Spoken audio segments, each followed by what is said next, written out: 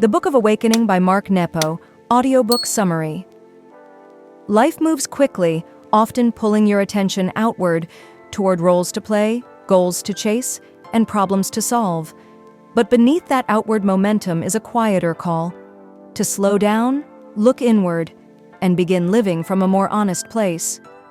Poet and spiritual teacher Mark Nepo has spent decades exploring that shift, reflecting on his life and experience. His reflections speak to what it means to be fully human, especially in moments when life feels uncertain, painful, or beautifully ordinary. These reflections offer a way to return to what's already here, to your breath, your relationships, your quiet longings, and begin again from within. Drawing on stories, memory, and spiritual traditions, Nepo shows how staying present through confusion and sorrow often reveals more than chasing clarity ever could. In this audiobook, you'll learn how to move gently through difficulty, how to stop performing for approval, and how to trust the quiet strength that comes from simply showing up.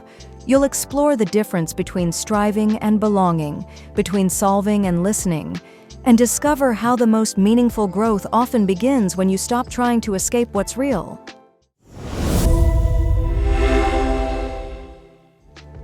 Number 1. The rare power of being fully human. What does it actually mean to be human? You weren't born to function on autopilot. You're here with the ability to notice, to choose, to care, and to make meaning. That alone is rare. Recognizing it changes how you move through the world because it reminds you that being alive isn't a given. It's a chance. There's a story of a divinity student who was suddenly paralyzed by polio. At first, he could do nothing but lie still. But over time, he listened to something quieter than fear, a small urge to move. He began by shifting his shoulders in bed. Those small movements grew, and eventually, he recovered and became a pioneer of modern dance. The change wasn't just in his body, it was how fully he showed up inside it. Instead of observing life from the outside, he began living directly through sensation, effort, and breath. That's the kind of presence that wakes you up from the inside out. But being truly awake often means discomfort. You might find yourself agreeing to things that feel wrong, staying silent when you long to speak, or twisting yourself into shapes you think others will accept. Those are the moments when your aliveness gets traded for approval. You don't need to wait for permission to live honestly. You're here, and that's enough. So speak what's real, move the way you need to, and stop measuring yourself against people you're not. This is your one life. Let it be shaped by who you really are. Number 2. The quiet power of slowing down. Picture yourself standing at the entrance to a beautiful garden after a long journey, only to find the gate locked. You panic, ready to turn back. But what if the wall is just a facade? What if you slow down, walk around, and find open space waiting beyond? More often than not, slowing down opens up what speed and urgency keep hidden. In daily life, the pressure to rush, fix, or achieve often keeps you from noticing what's actually present. When you feel overwhelmed, you might double down on effort or push for answers. But many thresholds, emotional, relational, even spiritual, only yield when approached more slowly. What looks like a block may dissolve if you stop insisting on your usual way in. You've most likely seen this idea in how people deal with discomfort. Often, we try to solve emotional pain like a puzzle, rather than feel it. But pausing long enough to name your sadness or speak the truth of an old wound is what allows healing to begin. Even your breath can be a reminder. Taking in, letting go, without rushing, without holding back. Slowness also gives your deeper self room to speak. Whether it's hesitation before a decision or urgency pulling you in all directions, slowing your pace helps you reconnect to what matters. The next time you feel stuck, try walking the wall instead of beating the door. You may find you were already inside. You just hadn't stopped to see it. Number 3.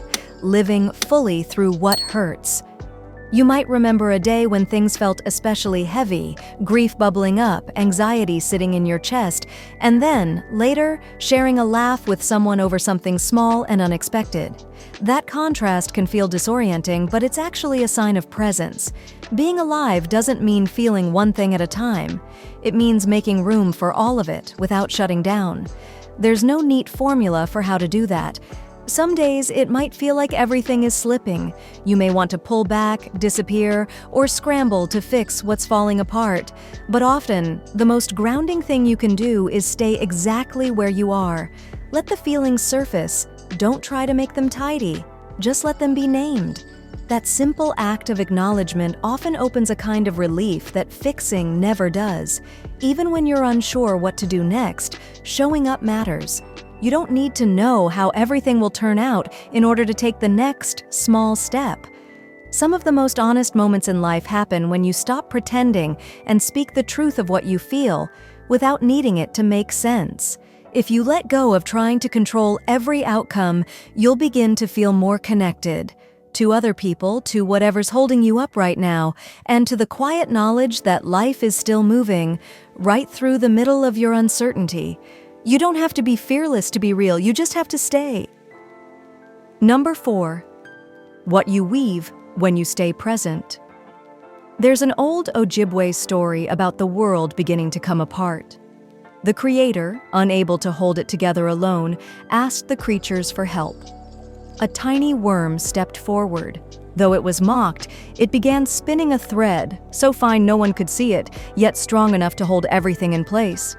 That story offers a quiet challenge. What kind of thread are you spinning with your attention, your breath, your presence? The idea isn't to save the world in some grand way. It's to stay with your experience long enough that it becomes useful, not just to you, but to something larger. When you face pain, confusion, or even joy, there's a choice. You can pull away, or you can stay still and let that feeling move through you. If you do, it begins to shape something. Not immediately, but over time, it forms a kind of inner silk that connects your life to the lives around you. You don't need to make it meaningful right away. You don't need to name it or fix it. You just need to live it. The worm was later wrapped in its own thread, and when it emerged, it had wings. That kind of change doesn't come from effort. It comes from surrender. If you're not sure where to start, try this. Sit beside someone you love and quietly match their breath. That simple rhythm is part of what holds the world together. You may not see the thread, but you're already part of it. Number 5. Letting go so something new can begin. Do you ever feel like you're holding onto a version of yourself that no longer fits? An old habit, a belief, or even a way of speaking that once felt natural but now feels stiff? There's a point when continuing to wear that old skin becomes more painful than shedding it. This idea sits at the heart of learning how to grow. The difference between burying something and planting it is intention. One hides what hurts, the other lays it down so something new can rise. In practice, this means taking time to notice the parts of your life that feel outdated, ways of thinking or reacting that once helped you survive, but now keep you stuck. Like a skin that's outlived its purpose, these patterns often weigh us down quietly. There's real relief in choosing to let go. You're not erasing the past, you're allowing it to nourish what comes next. But the pain of change often lies in resisting this cycle. The more tightly you grip what no longer serves you, the more disconnected you feel from yourself, from others, from meaning. The surprising truth is that grief and renewal go hand in hand. Every fresh joy has an old struggle underneath it. So when you finally set aside a long-held version of yourself, you create space for something more honest to grow. A useful practice? Name what no longer fits. Write it down, thank it, then bury it. And be gentle with what might take root in its place. This is how life keeps unfolding. Number 6. Step into what's already here. Picture a student sitting silently beside a stream, tasked by his teacher with listening to the water until he understood its teaching. Days pass, he listens with all his might, interpreting, analyzing, reaching. But then a monkey bounds into the stream, slapping joy into the water, soaking itself in play. The student watches, stunned, and begins to weep. In that moment, he understands. The monkey heard, while he had only been listening. This story reveals a quiet turning point that you can use. from effort to presence. Like the student, we often strain to understand life by thinking harder, trying more, reaching upward. But sometimes the lesson isn't in the grasping, it's in the immersion. The moment we stop trying to figure it out, we begin to feel our way into truth. Stillness, then, is not passive. It is a form of deeper listening, of entering the stream rather than studying its surface. And real clarity doesn't come from rushing toward answers, but from letting ourselves be fully present to what is already here. So the next time you find yourself searching for direction, consider the monkey playing in the stream. Don't just observe life from the banks. Step in. Let it soak you. Often, what you're looking for is already all around you, waiting for you to join it. Number 7. Are you building or breaking? There's a quiet question beneath every search for growth. Are you taking things apart or putting them together? We often learn in two ways. One is through experience, touching life directly, trying, failing, feeling. The other is through understanding, listening, watching, absorbing meaning. When these fall out of balance, we get stuck. Living only by experience, we repeat patterns without insight. Living only by thought, we grow cautious, removed from life's pulse. This tension shows up everywhere. In love, do we seek to claim or to belong? In creativity, do we control or listen? In self-reflection, are we dissecting ourselves or bringing scattered parts into coherence? It's a pattern that reaches deep into history. Some lives are shaped like conquest, reaching outward to own. Others are shaped like integration, reaching inward to unify. The first divides, the second heals. Even how we carry our awareness matters. So often we move through life as if under a spotlight, performing for imagined eyes. But joy comes quietly, when no one is watching, when we stop rehearsing and simply live. So pause and reflect on something you're working toward, a relationship, a dream, a truth. Are you pulling it apart or helping it take shape? Are you trying to own it or belong to it? Are you removing wings or adding them? Answering these questions is where the shift begins. Number 8. What we lose can teach us who we are. When a plate falls and shatters, we call it an accident. When a heart breaks, we call it tragedy. And when a dream collapses, we often call it failure. But what if none of those are quite true? Sometimes the things we cling to, goals, identities, long-held hopes, don't survive contact with the real weight of living. It can feel like something precious is being taken away. But just as Earth softens to absorb what falls, we can learn to meet disappointment not with resistance, but with awareness. At some point, you may have chased a dream that shaped everything, only to find that it no longer fits. Maybe life pulled you in a new direction. Maybe the dream served its purpose and quietly passed on. This isn't failure. It's the natural gravity of growth. Still, loss leaves a mark. The key is not to deny the impact, but to allow it to shape us more gently. Rather than rush past pain or try to fix the brokenness, we can learn from it. Often, it's the collision itself that reveals what truly matters. There's a quiet strength in presence, in living what's real instead of performing what's ideal. Meaning comes not from clinging to one version of the future, but from listening to what your life is asking of you now.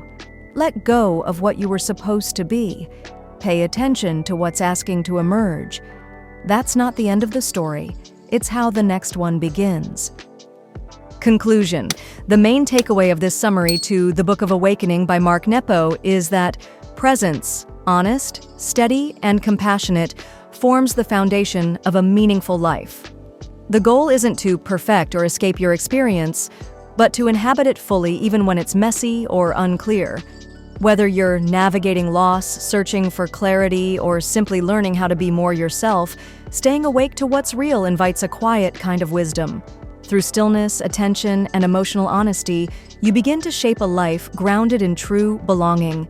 And the moments you choose to stay with, rather than rush past, become the ones that gently carry you forward. Okay, that's it for this summary. We hope you enjoyed it. If you can, please subscribe and smash that like button. Thank you. See you in the next video.